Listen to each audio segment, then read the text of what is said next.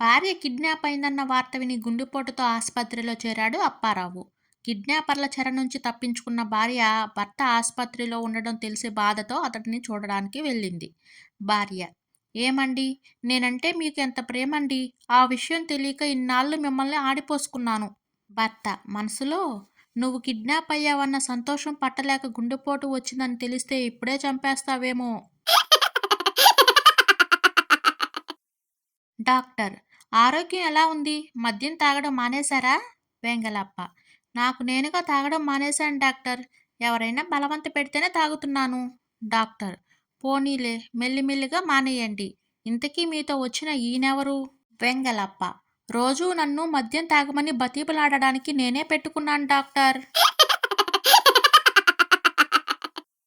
కమల: ఏమండి, భార్యను భర్తకు తోడు నీడ అని ఎందుకంటారు? రమణ: పక్కన ఉన్నప్పుడు తోడుగా, దూరంగా ఉన్నప్పుడు నీడలా వెంటాడుతుందని. భర్త: దేవుడిని అంతసేపు కోరుకున్నావు, ఏంటి విషయం? భార్య: ఏమీ లేదండి, ఎన్ని జన్మలైనా ఈ ఇంటికే కోడలుగా రావాలని కోరుకున్నాను, ఏమంటారు? భర్త: ఏముంది, ఇప్పుడే ఈ ఇంటిని అమ్మకానికి పెడతాను. ఈ రోజుల్లో భార్యను బాగా చూసుకోవడం కూడా తప్పుగానే ఉంది. నిన్న మాటల్లో మాటగా పక్కింటావిడ మా ఆవిడతో, ఎవరైనా మీ ఆయన లాంటి వ్యక్తి భర్తగా రావాలని కోరుకుంటారు అందట.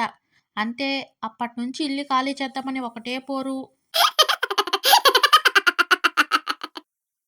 భార్య: ఏమండి, పెళ్ళైన కొత్తలో కలిసి భోజనం చేసేటప్పుడు మీరు తక్కువ తిని నాకు ఎక్కువ తినిపించేవారు. కానీ ఇప్పుడు మీరే ఎక్కువ తింటున్నారు. భర్త: అదేం కాదులే, ఇప్పుడు నువ్వు కాస్త బాగా వంట చేస్తున్నావు అంతే.